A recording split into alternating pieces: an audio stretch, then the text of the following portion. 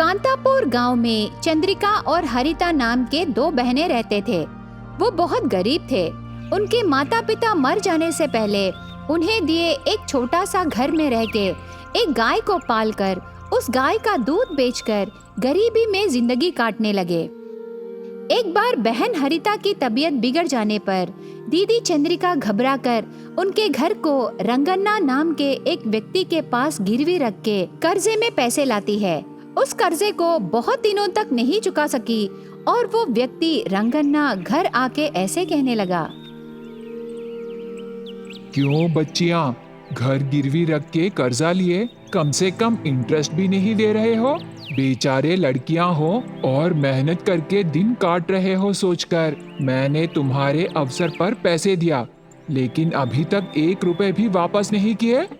ऐसे गुस्सा करने से चंद्रिका ऐसे जवाब देने लगी, ऐसी बात नहीं है रंगन्ना जी, मेरी बहन की तबीयत ठीक होने के बाद से हमारी आय कम हो गई है। सर्दी का मौसम आने पर हमारी गाय बहुत कम दूध देने लगी। आए हुए पैसों से वही के वही काफी हो रहे हैं साहब। उससे हम आपका कर्जा चुका नहीं पा रहे, पर हमें गलत मत समझिए। देखो बच्ची, वो सब मुझे नहीं पता। उधार देने वाला चाहे कोई भी हो, अपना मन घर पर ही छोड़कर पैसे वसूल करने आता है। तुम कितनी भी दर्द भरी कहानियां सुनाने पर भी कोई लाभ नहीं है। मैं आखिरी बार कह रहा हूँ, सुन लो। जल्द से जल्द मेरे उधार को जमा कर दो, वरना तुम गिरवी रखे घर को स्वाधीन कर लूंगा। उसके बाद तुम्हारी मर्जी। ऐसे वार्निंग देके चला जाता है। तब बहन हरिता दीदी से ऐसे कहने लगी, दीदी, ये सब मेरी वजह से ही है ना। मेरी तबीयत बिगड़ने पर तू कर्जे में पैसे लाई, ऐसे कर्जा लेने पर ही आज तू इतनी बातें सुन रही हो। ऐसे उदास होने पर दीदी चंद्रिका ने, ऐसे मत बोल हरिता, मैं तेरे लिए और तू मेरे लिए हैं। सिर्फ हम दोनों ही बचे हैं, हमें एक दूसरे का देखभाल करना चाहिए बहन। इस प्रकार दोनों बहनें मिलकर मेहनत करने पर भी रंगन्ना का उधार जमा नहीं कर पाते। ऐसे देखते देखते 6 महीने बीत जाते हैं। तब उधार दिए रंगन्ना फिर से घर आता है। दोनों बहनों से ऐसे कहने लगा, देखो, मैं तुम्हें पहले ही बहुत समय दे चुका हूँ, पर तुम अभी तक 1 रुपए भी जमा नहीं किए, इसीलिए मैं तुम्हारे घर को स्वाधीन कर रहा हूँ। तब चंद्रिका ने, रंगन्ना जी, एकदम से हमारे घर को स्वाधीन कर लेने से हम कहाँ रहेंगे जी? हाँ साहब, अभी तो बहुत ठंड पड़ रही है, ऐसे समय में हम कहाँ जा सकते हैं? दया करके हमें थोड़ा टाइम दीजिए साहब, हम किसी भी हालत में आपका उधार चुका देंगे। ऐसे बहुत मनाने पर भी रंगन्ना दोनों बहनों की बातें नहीं सुनता और उनके घर को ताला लगा के चले जाने पर दोनों बहनें रोड पर आ जाते हैं। उस दिन शाम को धीरे धीरे ठंड शुरू होती है।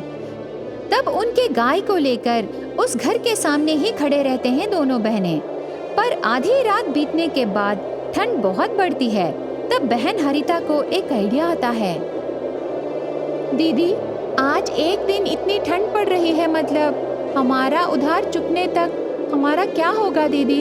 इसीलिए मुझे एक आइडिया आया है। आइडिया क्या है वो बहन?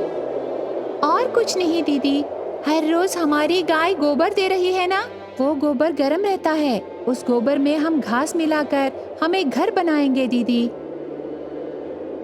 ऐसे बहन का आइडिया पसंद आने पर दोनों बहनें गोबर में घास मिलाकर उनके घर के पीछे परिसर में घर बनाना शुरू करते हैं। ऐसे ठंड में दोनों बहनें उनके गाय के गोबर से घर बनाना सुबह होने तक पूरा हो जाता है। अगले दिन सुबह धूप आने के बाद वो गोबर का घर सूखने लगता है। तब दोनों बहनें ऐसे गोबर के घर बनाए करके रंगन्ना को पता चल के फिर से आकर झगड़ने लगा। तब चंद्रिका ऐसे जवाब देने लगी, देखिए रंगन्ना जी, मैं सिर्फ आपके पास मेरे घर को ही गिरवी रखी, हमारी पूरी जमीन नहीं रखी। हमारे घर को आप ताला डाल के चले गए। अभी हम हमारी जमीन में गोबर के घर बनाए, उससे आपको कोई लेना देना नहीं है। हम अपने पैसे वापस जमा करने के बाद ही हमें हमारा घर वापस कीजिए। ऐसे डट के चंद्रिका कहने पर रंगन्ना चुपचाप चला जाता है। इस प्रकार ठंड के मौसम में दोनों बहनें चंद्रिका और हरिता मिलके बनाए गोबर का घर उन्हें थोड़े दिन छाया देकर ठंड से बचाती है। ஒரு ஊர்ல சாரதாவோட மிடில் கிளாஸ் குடும்பம் இருந்தது. புள்ள ரமேஷ், அப்பா பிரசாத் கூட சேர்ந்து சாரதா கூட ஏதாவது கூலி வேலை செய்வாங்க. அவங்களுக்கு கிடைக்கிற பணத்துல கொஞ்சத்தை எடுத்து ஆபத்துல இருக்கிறவங்களுக்கு, ஏழை எளியவர்களுக்கு, உதவின்னு வந்தவங்களுக்கு அவங்களால முடிஞ்ச வரைக்கும் உதவி செஞ்சுட்டு இருந்தாங்க. ஒரு நாள் 3 பேரும் கோவிலுக்கு போய்கிட்டு இருக்கும்போது எதிர்க்க ஐயர் நடந்து வந்தாரு. என்னங்க, என் புள்ளைக்கு ஒரு பொண்ணு தேட சொன்னேன்னு செஞ்சுங்களா? இதோ பாருங்கோ, ஒரு வேலை அழகு சொத்து பத்து எல்லாம் இருக்க பொண்ணு கேட்டாள்னா சீக்கிரம் முடிஞ்சிருக்கும். இந்நேரத்துக்கு பேரனோ பேத்தியோ கூட பெத்திருப்பாள். ஆனா நீங்க நல்ல குணம் படைச்ச ஏழை பொண்ணு வேணுங்கிறாள்.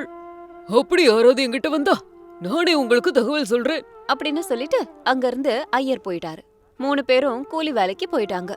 அந்த ஊர்ல இருந்து 10 கிலோமீட்டர் தூரத்துல இருந்த இன்னொரு ஊர்ல அனாமிகாங்கிற அழகான பொண்ணு லக்ஷ்மி தேவியின் பக்தையா இருந்தா. அது மட்டும் கிடையாது, இரக்க குணம் வாய்ந்த பொண்ணு அவ.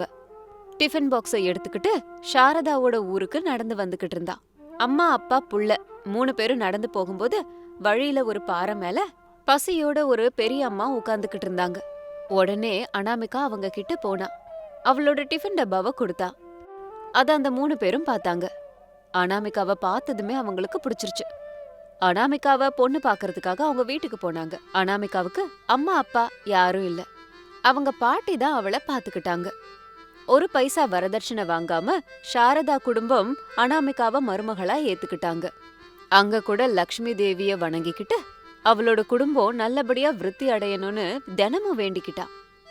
மாமியார் மருமக அப்பா புள்ள 4 பேரும் சேர்ந்து கூலி வேலை செஞ்சுக்கிட்டு இல்லாதவங்களுக்கு உதவி செஞ்சுக்கிட்டு கொஞ்ச நாள் கடத்தினாங்க. அப்போ அனாமிகாவுக்கு பவ்யா நவ்யாங்கிற 2 குழந்தை பிறந்தது. எல்லாரும் சந்தோஷப்பட்டாங்க. எல்லாருக்கும் சாப்பாடு போடுறதுக்கு ஏற்பாடு பண்ணாங்க. எல்லாரும் நல்லா இருக்கணும்னு நினைச்சாங்க. அப்படியே நாட்கள் போச்சு. 2வது தடவை காவ்யா அப்படிங்கிற ஒரு குழந்தைய அனாமிகா பெத்தெடுத்தா. பெட்ரூம்ல ரமேஷும் அனாமிகாவும் குழந்தை காவ்யாக்கு விளையாட்டு காட்டினாங்க. அவங்க கிட்ட சாரதா வந்தாங்க. தம்பி, கொஞ்சம் வெளியே போப்பா அப்படின்னு சொன்னதும் ரமேஷ் மறு வார்த்தை பேசாம அந்த ரூமை விட்டு வெளியே வந்தான். அப்போ வெளியே இருக்க சோஃபாவுல ரமேஷுக்காக பிரசாத் காத்துக்கிட்டு இருந்தாரு. அப்போ அனாமிகாவுக்கு ஃபேமிலி பிளானிங் பண்ணலாம்னு நினைச்சிட்டு இருக்கேன் அப்படின்னு சொன்னதும் பிரசாத் சந்தோஷப்பட்டாரு. அதுக்கு காரணம் அவரும் பையன்கிட்ட சொல்ல நினைச்ச விஷயம் அதுதான்.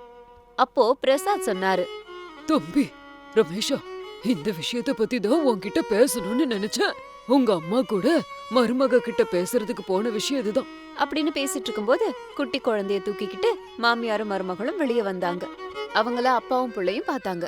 அம்மா, அப்பா என்கிட்ட எல்லாத்தையும் சொல்லிட்டாரு. நானும் அனாமிகாவும் கூட அத பத்தி தான் பேசிக்கிட்டு இருந்தோம். நாங்க இப்பவே போய் பண்ணிட்டு வரோம்மா.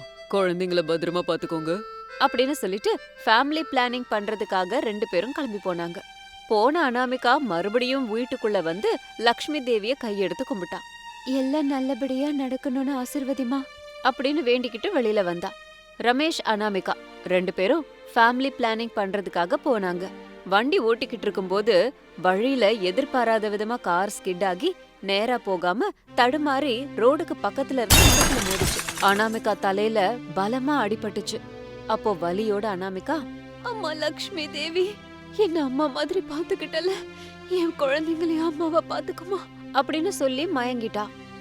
பலத்த அடியோட எழுந்திருச்ச ரமேஷ் அசைவே இல்லாம இருந்த அனாமிகாவை பார்த்து ஆம்புலன்ஸ்க்கு ஃபோன் பண்ணினான். கொஞ்ச நேரத்துல எல்லாம் ஆம்புலன்ஸ் வந்து அனாமிகாவை ஏத்திக்கிட்டு ஹாஸ்பிட்டலுக்கு போச்சு. ரமேஷ் பயந்து போய் வீட்டுக்கு ஃபோன் பண்ணி நடந்த விஷயத்தை எல்லாம் சொன்னான்.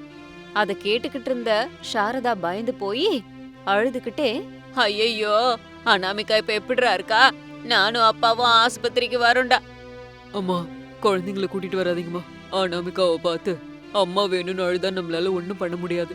சரிடா தம்பி அப்படின்னு சொல்லி போனை வச்சுட்டு பவ்யா நவ்யா கிட்ட தூங்கிக்கிட்டு இருந்த குட்டி பாப்பாவை பாத்துக்கோங்க அப்படின்னு சொல்லிட்டு சாரதாவும் ரமேஷும் வீட்ல இருந்த கடவுள் கிட்ட வந்தாங்க. தேவாதி தேவர்களே, என் மருமகளுக்கு எதுவும் ஆகக்கூடாது. அம்மா லக்ஷ்மி தேவி, என் மருமகளை தவிர வேற எந்த ஒரு கடவுளும் எனக்கு தேவதையா தெரியல. நான் கும்பிட்டதும் இல்ல. அவ உன்னோட பக்தை அம்மா. பெத்த தாய் மாதிரி அவளை பாத்துக்கிட்டு இருந்த. அவளை உயிரோட கொண்டு வர்றது சாகடிக்கிறது உன் கையில இருக்கு. அவளோட முடிவு என்னங்கிறத உன் கையில உன் இஷ்டத்துக்கே விடுறோம் அப்படின்னு சொல்லிட்டு சாரதாவும் பிரசாதும் ஹாஸ்பிட்டலுக்கு வந்தாங்க. 2 மணி நேரம் போனதுக்கு அப்புறமா அனாமிகாவை செக் பண்ண டாக்டர் வெளியில வந்து சொன்னாரு. அனாமிகாவோட ஆரோக்கியம் நம்ம கையில இல்ல. அவங்க இப்ப கோமாக்கு போயிட்டாங்க. எப்ப அவங்க திரும்பி வருவாங்கன்றது யாருக்கும் தெரியாது அப்படின்னு சொல்லிட்டு போனதும் ரமேஷும் சாரதாவும் அழுதாங்க. சரியா அந்த நேரத்துல ஹாஸ்பிட்டல் பெட்ல படுத்துக்கிட்டு இருந்த அனாமிகா கிட்ட லக்ஷ்மி தேவியே வந்தாங்க. அனாமிகா, நீ என்னுடைய பிரியமான பக்தையா இருக்கலாம், ஆனால் விதியை யாராலையும் மாற்ற முடியாது. நீ கவலை கொள்ளாதே அம்மா. குழந்தைகளை நீ தேறி வரும் வரையில் நானே அவர்களின் அம்மாவாக பார்த்து கொள்கிறேன், காப்பாற்றுகிறேன் அம்மா. எல்லாம் நல்லதே நடக்கும் அப்படின்னு சொல்லிட்டு லக்ஷ்மி தேவி மறைஞ்சிட்டாங்க. அப்போ அனாமிகா வீட்ல குழந்தை காவ்யா அனாமிகா வேணும்னு அழுதுகிட்டு இருந்தா. அந்த ரெட்டை குழந்தைங்களுக்கு அதை எப்படி சமாதானப்படுத்துறதுன்னு தெரியல. குழந்தை அழுதுகிட்டே தான் இருந்தா. குழந்தை அழறத பார்க்க முடியாம லக்ஷ்மி தேவி அந்த இடத்துக்கு வந்தாங்க. குழந்தை காவ்யாவை தூக்கி வச்சுக்கிட்டு தாலாட்டு பாடி தூங்க வச்சாங்க. ஹாஸ்பிட்டல்ல இருந்த ரமேஷுக்கு வீட்ல இருக்க குழந்தைங்க ஞாபகம் வந்தாங்க. வேகமா வீட்டுக்கு போனான். அப்போ அழுதுகிட்டு இருந்த குழந்தைங்கள பாத்துக்க அந்த லக்ஷ்மி தேவி நேரடியா வந்து நின்னாங்க. குழந்தை காவ்யாவை தூக்கி வச்சு தட்டிக்கிட்டு இருந்தாங்க. அப்போ வீட்டுக்கு வந்த ரமேஷ் லக்ஷ்மி தேவிய பார்த்து கை எடுத்து கும்பிட்டு அழுதான். குழந்தைகளை பற்றி நீ கவலை கொள்ளாதே. குழந்தைகளை நான் பார்த்துக் கொள்கிறேன். நீ அனாமிகாவை ஜாக்கிரதையாக பார்த்துக்கொள் போ அப்படின்னு சொன்னதும் ரமேஷ் ரொம்ப சந்தோஷமா ஹாஸ்பிட்டலுக்கு வந்தான். அன்னைக்கு சாயந்தரம் ஆனதும் சாரதாவும் பிரசாதும் வீட்டுக்கு வந்தாங்க. குழந்தைங்களோட விளையாடிக்கிட்டு இருக்க அனாமிகாவை பார்த்தாங்க. ஆச்சரியப்பட்டாங்க. ஒரு நிமிஷத்துல தேறி வந்து சோஃபால இருந்த மின்னிக்கிட்டு இருந்த தங்க திரிசூலத்தை பார்த்தாங்க. அப்போ சாரதாவும் பிரசாதும் குழந்தைங்க கிட்ட விளையாடிக்கிட்டு இருந்த அனாமிகா கிட்ட வந்தாங்க. ஏழை குழந்தைங்களுக்கு அம்மாவா மாறினி அம்மா தாயே, உன் பக்தையான அனாமிகா மேல உனக்கு இருக்கிற அன்பு உன்னதமானதம்மா, ரொம்ப நன்றி அப்படின்னு சொல்லி கையெடுத்து கும்பிட்டாங்க. அன்னையில இருந்து அனாமிகாவை எல்லாரும் பாக்குற விதமே மொத்தமா மாறி போச்சு.